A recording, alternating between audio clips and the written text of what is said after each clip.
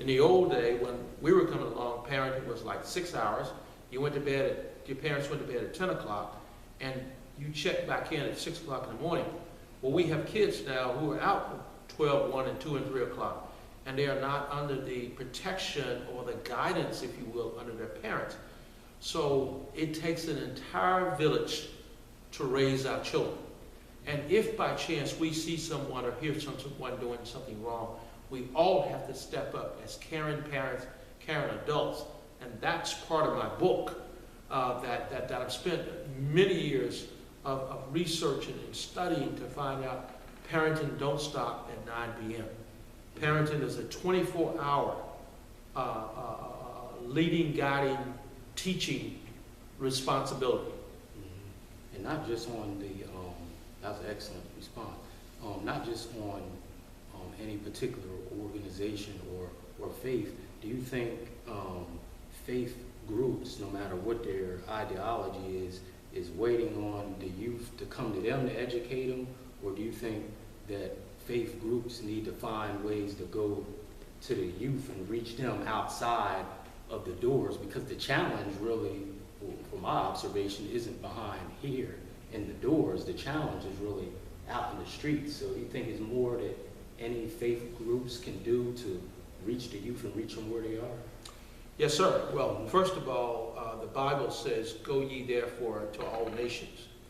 And what we do quite often sometimes is in our own congregation, in our own assemblies, we feel comfortable, as you so eloquently stated in your question, welcoming people in. Well, what about the persons who don't come in? Mm-hmm. Then you have to do what the Bible says, which is to go ye therefore and bring those individuals in. Go ye therefore and visit with them. Go ye therefore in your mission and in your ministry. And we're supposed to be attracting and bringing those individuals from darkness to light. And the way that you do that, unfortunately sometimes, is you have to leave your house, leave your congregation, and go and bring them in. Right. Because our youth they're in peril right now. And correct me if I'm wrong, is it a Bible verse that said, "How would I know unless a teacher would have taught me"? Yes, sir. Is that a Bible verse? Absolutely. Mm-hmm. And that's why it's so important for our parents to bring, and of course, back in the old days, it's important to teach your child to come to Sunday school, to teach your child to come to Bible study, because if you are not in Sunday school and Bible study, that means you're watching TV or you're reading and studying something outside of that. Mm-hmm. And again, going back to the rites of passage and Boy Scout, Girl Scout, and so many other organizations, that's why the school can only educate and teach certain values. The home will teach some values, but it takes that entire village teaching and training and depositing and encouraging our children in order that it might not be attracted by the world. Now, talking about teachers, is there anyone in history, and I know you've been influenced a lot by Martin Luther King, but the young people that I talk to, of course, he was a great brother, probably one of the best, examples we have for freedom, justice, and equality. But he's not the only one. So a lot of our minds, I think this is by design in school, they make it seem like he is the only person who contributed anything to black struggle. So my question to you is, outside of our good brother Martin Luther King, who do you think, who influenced you, or who do you think, if we could bring them back, their ideology or their way to uplift the mind, body, and soul of our people, who would you prefer to bring back right now to help bring us up out of the condition we're in, outside of Martin Luther King? Sure. Mm-hmm. Well, first of all, a great question, and this question has been out there for quite some time. We live in a society where society kind of convinced us to pick and choose. Mm-hmm. And if you look back in the civil rights era, you had Malcolm, Martin, Jesse, Fannie Lou Hamer, Rosa Parks, and the list goes on and on and on. Mary Beth Married Without Gloom, on and on. So the list is, but today, as you so eloquently stated, in our schools and in our other learning environments, we like to put one or two, but there's a myriad of African American, there's a myriad of leaders who have dealt with the issue of social justice, dealt with the issues of racism, dealt with the issues of gender inequality or whatever. And so that's why it is so important for our children to learn to read early in life. And then our schools and nonprofit organizations, our faith community, have to pick up the mantle and to provide a global perspective for our children and youth. And then once they find themselves, then they can blossom and grow. But what we do is we have some segment of our community that fall out with education because if you only teach in math, I'm not interested in math. If you only teach in English, I'm not interested in. But when we're taught many different things, then we find ourselves. I can recall myself when I was coming up, I did not like quantitative mathematics. But I have actually fallen in love with history today. I didn't like social studies, but I've fallen in love with literature. So it's almost like we need to provide an education where our children have an opportunity to pick a variety of different interests. And your interest will develop and become molded and shaped as you get older. And kind of finishing up and switching gears, again, we talked about Africa earlier, and I'm a student of history also, but in any society, in any civilization, if you would go to those civilizations, I think what made those civilizations strong, what made those civilizations strong was family. Correct. Family is what makes any civilization great, whether it was the Chinese dynasty, all the dynasties that we had in Africa, they had strong family, father, mother, and child. What do you think Jesus would say about the current situation of black families or black relationships? Well, it is no doubt, it is public knowledge that we're having some challenges in the African American community as it relates to family values. But inherent in the challenges that we have is that it is called the more over society. So I'm going to give you two answers. Mm-hmm. So my first answer is, we live in a society today where we better have a better understanding of what family means. Mm-hmm. And it is so indicative and inherent in our community across the board that we have to train our children. Because if you don't train our children with positive information or positive cultural competence, then they're going to learn the negative side. So, the other part, as it comes in the African American community, we grew up in communities where you didn't necessarily have a mother, a father. You could have been reared by an aunt, a cousin, or what have you. But even in that, there was an extended family. And if you're interested at all, if you watch all, Tyler Perry does his Big Mama jokes. So we all have a Big Mama in our family. Yet I was fortunate and blessed to come out of a family with a mother and a father in my home, my grandmother, and then I had a Big Mama who was an aunt. So we're going to have to go back to those times when we all, again, my earlier statement, it takes a village to raise a child, and a successful child. So the Big Mama's going to have to come out. The Big Daddy's going to have to come out. My uncles, I saw my uncles twice a year, but they would always deposit something into me. We knew our next door neighbors. We could get a spanking by our next door neighbor, the next door neighbor to the next door neighbor, and the next door neighbor to the next door neighbor, and when you got home, your parents would spank you also. But we're living in a time when when it is not permissible for us to take a belt, a strap cord, or whatever the case might be. We're living in a time when we don't know our next door neighbor or whatever. So we're going to have to go back and pick up some of the older things that we dropped off in the early 90s and 2000s as we face the 21st century in order for our children to be successful as it relates to love, respect, and all of the attributes that lead you to a successful life. Now, does the church offer any family or marriage counseling? Because, I mean, as we know, not just Black America, but all of America is in a crisis with relationships and marriage. I think it's like a 50% divorce rate, and whatever if America has a cold, we got the flu. So I can only imagine what our divorce rate, even if we're getting married, because they say like 68% of Black families is headed by Black mothers. So is there any services for that? I think the number is 62% of all of our children in this country is headed by a single family household. Then another statistic, which is, again, as my statement earlier, is that 51% of every child in this country in an industrialized nation live in some form of poverty.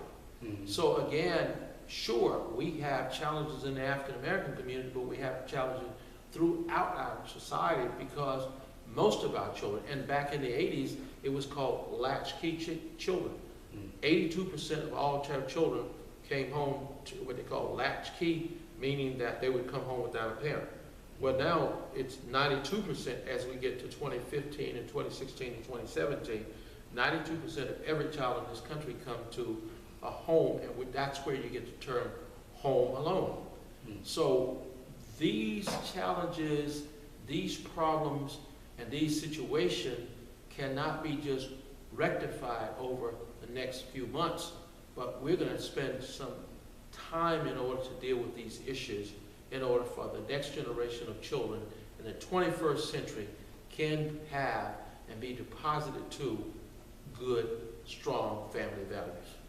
Okay. Alrighty. And finishing up, is there any misconceptions that you would like to clear up? Because, you know, it's all kind of people's, you know, thoughts and perceptions is all over the place, especially when it comes to like politics and, you know, religion. Is there anything that you would want to clear up, you know, for the listening audience about, you know, the church or Christianity, to give people a clearer view and perception about what, you know, you actually represent?